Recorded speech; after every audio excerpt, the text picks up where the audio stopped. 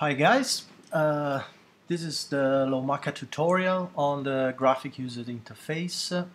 So if you don't know anything about LowMACA, LowMACA stands for Low Frequency Mutation Analysis via Consensus Alignment, and it's basically a mutation mapper on consensus sequences created with Pfam domain aligned between each other.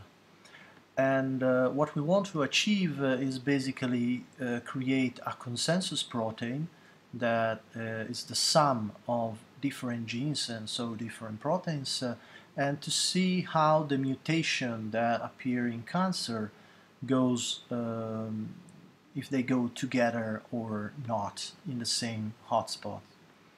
So first of all, if you go to the help page of this graphic user interface, you can see that there is a small cheat sheet that tells you that there are two main features of this application. The first one is the app panel that you can see here, and this is the one we are going to see right now, and it uses public data. The second one is a custom analysis in which you can provide your own data, and LowMACA will take care to analyze it from scratch. So first of all, we go to the app panel and we want to perform a simple task, so analyzing the ROS Pfam, the ROS domain. So we go here and we start typing ROS, and the Pfam 71 appears, that actually the Pfam of ROS. We want to select some of the genes of ROS, not all of them, because there are more than 100 different genes that belong to the ROS family. We just want to select the KROS, NROS, and HROS trio. There are three very important oncogenes, and we want to see if the mutation of these three genes are common or not between all of them, all part of them. If you want to have a reference because you don't know anything about your Pfam or the genes you want to analyze, you can always go to the Pfam reference we created and this gene protein reference. Here you can search a gene. We can, for example, search KRAS, and you can have all the information you need, like the protein name, the uniprot protein we map, and so on. On a Pfam reference, you can check if your Pfam is present or not in the gene you want to analyze. So, for example, if we type again KRAS, we can see that KRAS has just one Pfam ID, that is a Pfam 71 we looked before. If we go to a more complicated genes like, I don't know, EGFR, you can see there are other Pfam ID here, and there are more than one Pfam. So you want maybe to select just one of the domain of these genes and not all of them. So let's go back to the app panel. We select the domain, we select the genes. We can choose the tumor type we want to analyze. Here's a brief list. These are basically the classic, let's say, barcode used by the TCGA. There are international barcodes, so you can have breast cancer, bladder cancer, and so on. This selector instead, in this case, you can choose the type of mutation you want to align or to exclude in this case. If you select the missense type, that is the standard analysis we performed, you just choose mutation that alter the amino acid, but mutation that don't change the frame, the reading frame, nor create a stop codon, for example. If you select truncating type mutation, you have the opposite, so truncation. And in this case, we keep on the missense type mutation. These two selectors, we will see the behavior of these in a minute, but we skip directly to running full protein or not. This is simple request, so the default is no, so it means that we want to align just the Pfam and not the entire protein. If we select yes, you have the opposite and you will analyze the entire protein and align the entire protein. So we select no in this case, we click on LowMACA and R will perform our task. So up here you can have what is going on. So the analysis is over, is just calculating the statistics for the plot. Now there is the rendering part and you have the plot. This kind of plot is available also in the bioconductor package and is formed by 4 different strata. You have a first strata that is a basic bar plot. Every color represents a different gene. And in the second layer you have a statistical analysis. So this blue line represents random mutation all over the protein.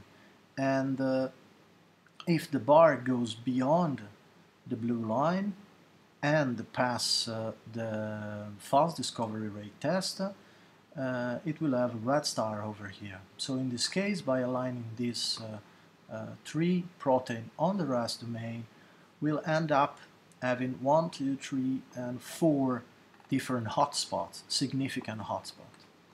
The last 2 layers are, the first one is a conservation score that can be regulated here in this Trident conservation score threshold. The Trident conservation, let's type it on Google, is not a simple conservation score, but tells you more or less if the amino acid you are aligning are conserved or not. The last is a logo plot and is the counterpart of this. And as you can see here, this column here is highly conserved, so it means that probably all the 3 proteins share the same amino acid in this position, and here you can see it's glycine. So if you go to the next tab, you have the LowMACA bar plot. And this is basically the first layer of the LowMACA plot we saw here, but this is completely interactive. So if you tooltip here, you can see that these mutations are NRAS. The position of the alignment is the number 8. The number of mutation is 36. And that the original mutation are glycine 12. You can see the same thing for KRAS, and down here you can see the same thing for HRAS. And the other things to notice is that all the mutation type are glycine, basically. So this is a perfect alignment. If we don't see what is going on down here because it's too small, you can always zoom in. You can zoom again, and you can see also here there are a mutation that is shared between all of them, but there are only 3 mutations, so only 3 patients have a mutation on these genes, so it didn't result significant under the LowMACA assumptions. The next tab is the LowMACA network. The LowMACA network tells you if the genes you are analyzing are connected in the mutation. So if and how many points of the plot are in common between HRAS, NRAS, and KRAS. And you can always go up here and select a different number of common position, minimal number of common position you want to plot, and you can see that some of these will disappear.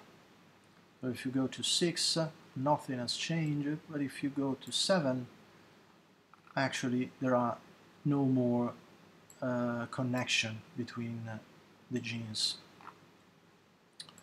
The next step is the protoplot, and the protoplot is a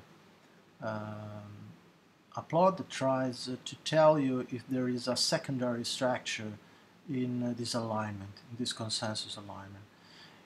In this case, there is no extra and intra hypothesis for the protoplot, but you can always see the significant mutation we found before, and this latter correspond to the consensus sequence provided, so the most represented amino acid in the alignment.